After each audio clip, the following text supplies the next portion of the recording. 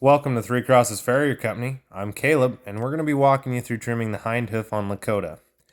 Unfortunately, I didn't get the other hind hoof as I ran out of memory on my phone. The previous video was both front feet, and we're going to do her left hind foot today. Now, again, you'll notice all this false sole peeling out of there.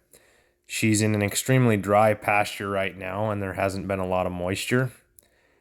That's why you're seeing the big cracks and that dryness.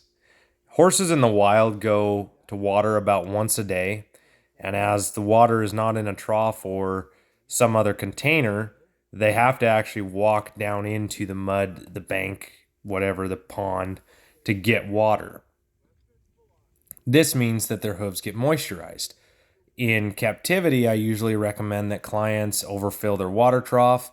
The best method I've found is putting like a sprinkler where you're feeding your horses so that they have to walk through it once a day. Run the sprinkler for about a half hour. I'm using 14 easy GE nippers here. Normally I'd use 15s because the hooves are so large. You'll also notice that she has an absolutely massive frog.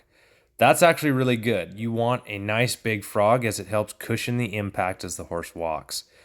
A lot of problems stem from not having a healthy frog. Overall hoof health is really determined in a lot of ways by the frog. I have horses that have really long heels, the very tubular foot. Some of this is due to genetics, some of it's due to improper trimming over years, and their frogs will look really sickly, little bitty, almost atrophied up into the hoof because they're not getting enough ground contact. Frogs need to have contact with the ground in order to stay healthy. They need to be moving. They need to be touching the ground and being, for lack of a better term, massaged. And they're not the primary weight-bearing surface, but they are one of the most important weight-bearing surfaces in the hoof anatomy. As I noted in previous videos on this particular trim, the hoof is so hard that it's almost impossible to nip through. And as you can see, she was fighting me a little bit there. It takes an intense amount of strength to be able to nip through these hooves. I don't think people understand how hard it is to nip through a hoof that's actually pretty soft and then compare it to one of these hooves that's actually super hard and has a ton of hoof wall that you've got to get through. I've had several people come and oh, can I try nipping my own horse? Yeah, absolutely. And they actually can't get the nippers to go through the hoof wall. It's taken, when I started shoeing, it took years for me to get to where I could do this efficiently and have the strength built up to do it. Now, one of the things here, you'll see her kind of jerking her foot a little bit. It's not really natural for a horse to hold its foot in this position. So the fact that they do it for us is amazing. It's amazing how much horses trust us. And people will ask in the comments, like, how did you get the horse to stand like that? Does it feel good? Mostly the horse trusts us. You develop a bond with the horse. And the longer you do them, like I've been doing some horses for over 8 years now, they see me come and they know I'm not going to hurt them and they trust me.